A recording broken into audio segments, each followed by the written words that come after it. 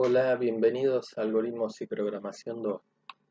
Bueno, los objetivos de la materia, básicamente lo principal que vamos a ver son distintos tipos de estructura de, de datos para almacenar datos y además algoritmos y diseños de algoritmos, ¿sí? Entonces vamos a comparar distintos algoritmos, así que tenemos que ver cómo compararlos, de ahí la noción de eficiencia de los algoritmos. Además vamos a ver métodos de ordenamiento, etcétera. El programa es bastante amplio. Bueno, los temas, si bien los vamos a ver desde el punto de vista teórico, para poder implementarlos, la herramienta que vamos a usar es Java, que ya vienen usando de Algoritmos 1, y los principales libros son Estructura de datos en Java, de Weiss, y Piensa en Java, de Eckel. También vamos a hacer algunos ejercicios usando pseudocódigo, y no vamos a dar el detalle de los algoritmos en sí, sino un pseudocódigo que lo pueden pasar a cualquier lenguaje.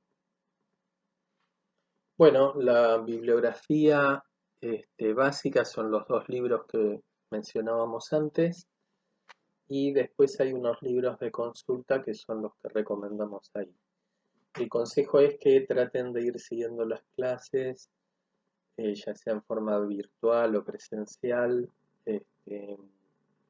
repasarlas, oírlas más de una vez y hacer los ejercicios y programación orientada a objetos, cosas que ya vimos algunas en Algoritmos 1, pero no todas.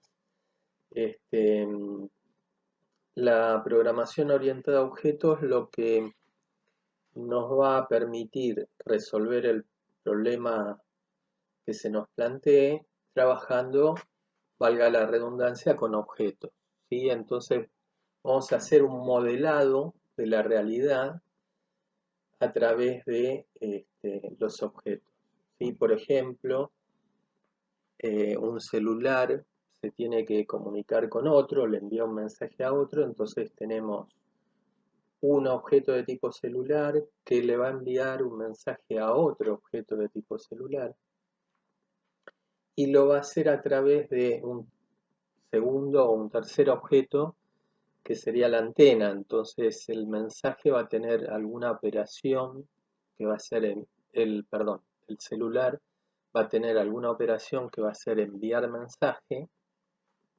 se lo va a enviar a la antena y la antena va a replicar ese mensaje y se lo va a enviar al otro celular que le están indicando, y el otro también va a tener una operación que sea recibir mensaje, ¿sí? Tanto un celular como el otro pueden ser completamente distintos, de distinta marca, de distintos modelos, con distinta funcionalidad, pero ambos decimos que van a pertenecer a la clase celular. O sea que la clase sería como si fuera un tipo de dato, ¿no? Este, y decimos que un objeto tiene un estado. El estado, por ejemplo, de un celular puede ser prendido, apagado, y además va a tener atributos. Los atributos van a ser los datos en sí. Por ejemplo, un celular va a tener un atributo marca, puede tener un atributo número de serie, etc. Otro ejemplo,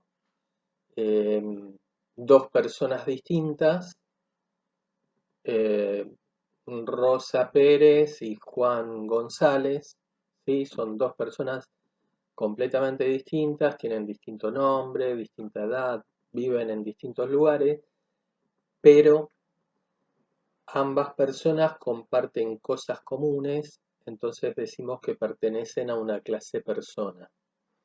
Y todas las personas van a tener comportamientos similares, como por ejemplo dormir, respirar, comer, etc. Y también todas van a tener atributos como el nombre, fecha de nacimiento, puede ser altura, etc.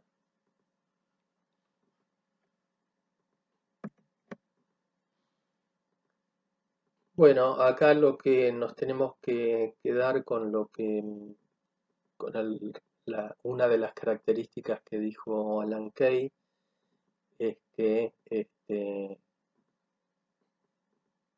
un programa, o sea, la característica uno, que todo es un objeto, es lo que hablábamos antes. Todo lo podemos pensar como objetos que están enviando mensajes, recibiendo mensajes. ¿Sí? Y un programa es una mezcla, un conjunto de objetos que se están enviando, se van a enviar mensajes unos a otros.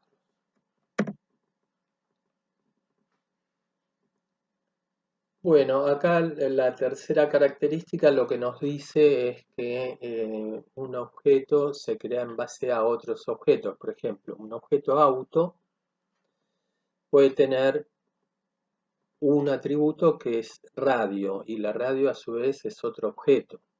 Y puede tener otro atributo que va a ser motor y el motor va a ser a su vez otro objeto también. Entonces un objeto se puede construir en base a otros objetos que se construyeron antes, obviamente, porque si no, no se puede construir. Uno en este momento piensa, bueno, llega un momento que tiene que haber algún objeto de tipo primitivo. Bueno, hay lenguajes que son puramente orientados a objetos, que los mismos tipos primitivos son también objetos. ¿Sí? Java, por ejemplo, tiene tipo de variables primitivos que no son objetos, como por ejemplo el int, el char, etc. Aunque sí tiene como en un espejo un objeto para cada uno, por si uno quiere construir todo completamente con objetos, ¿sí? Pero eso digamos que es un detalle. Bueno, después nos está diciendo que todo objeto es de algún tipo, que es lo que decíamos antes. Ese tipo va a ser la clase, ¿sí? No sé, objeto celular de tal marca va a ser de una clase celular. Juan Pérez va a ser de una clase persona. Y lo que nos dice también en el punto 5 es que todos los objetos pueden recibir los mismos mensajes. Por ejemplo, el objeto persona eh, va a poder recibir el mensaje alimentarse, dormir, etc.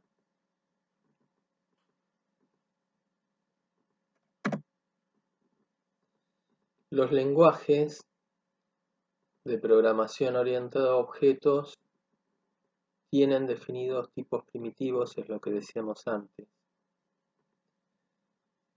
que con esos tipos primitivos, la combinación de esos tipos primitivos nos permiten construir clases, que a su vez con esas clases vamos a construir otras. Entonces, si nosotros necesitamos trabajar con ciertos objetos y la clase ya está implementada, ya está definida, la usamos. Si no, tenemos que crear nosotros una nueva clase utilizando otros objetos o tipos primitivos. Entonces, bueno, lo que les decía antes, los tipos primitivos en Java son el char, el int, el boolean, etc.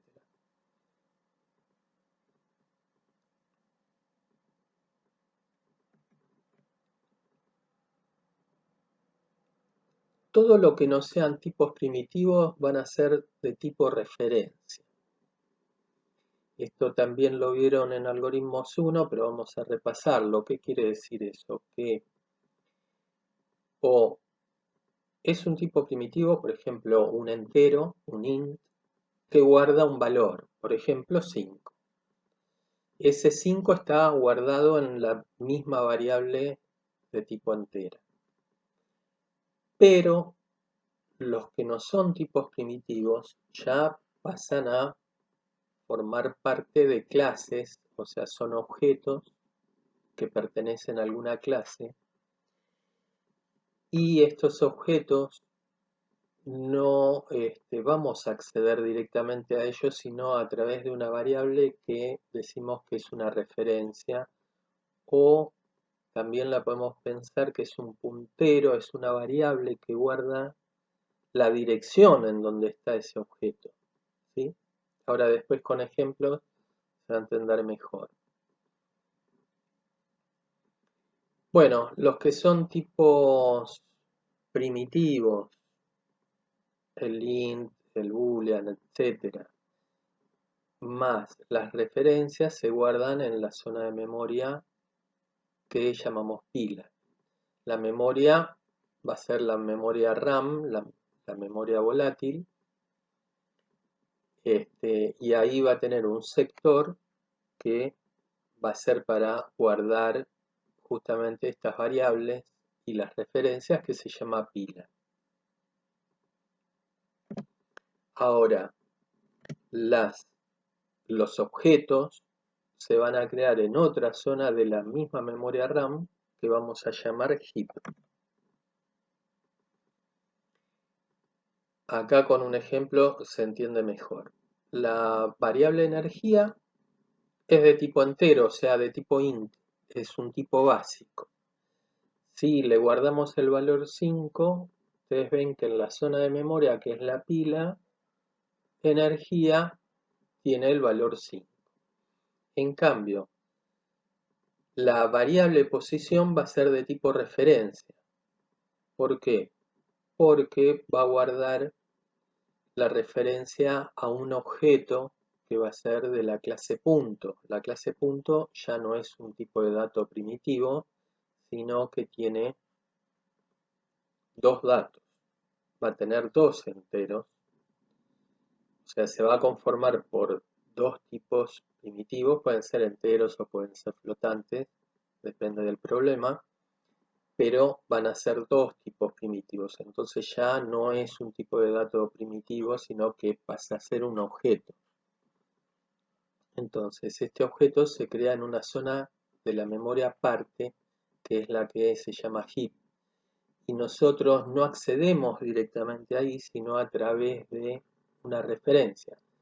¿A través de quién? De esta variable posición que guarda la dirección de donde está ese objeto. Bueno, acá está lo que les decía antes, las variables de tipo referencia referencian a objetos que estos se guardan en la zona del heap, que también obviamente está en la memoria RAM, donde estamos trabajando.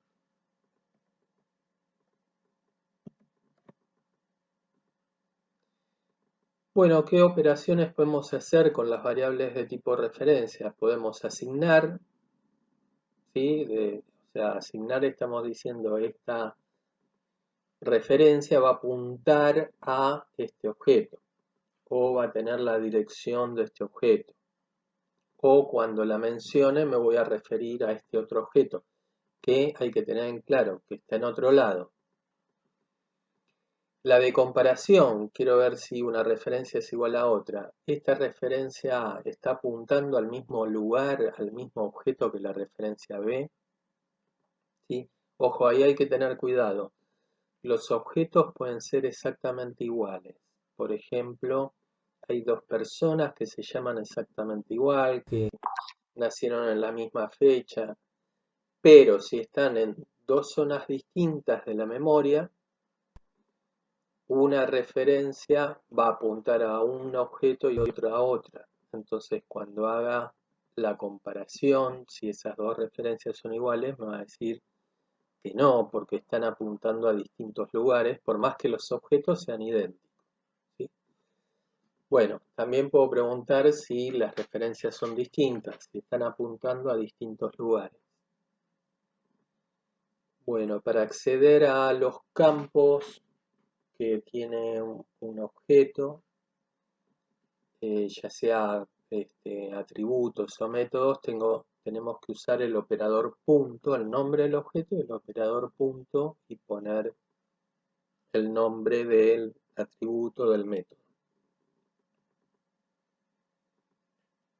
Podemos consultar de qué tipo es mediante el operador instance of.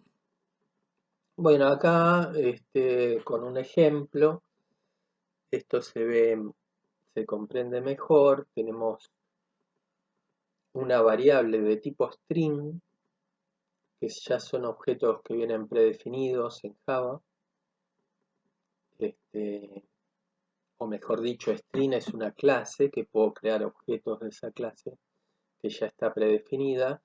Y digo, bueno, la variable 1 apunta o guarda la palabra hola. Acá hay que tener cuidado que, de nuevo, el objeto va a estar en una zona de la memoria que es donde va a guardar la palabra hola o los caracteres que corresponden a la palabra hola.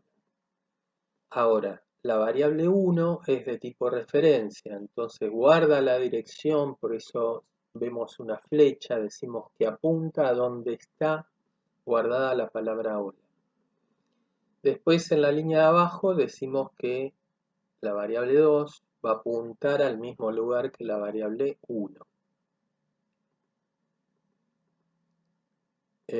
Y después podemos comparar. Variable 1 es igual a variable 2, me tiene que dar verdadero porque sí, están apuntando al mismo lugar.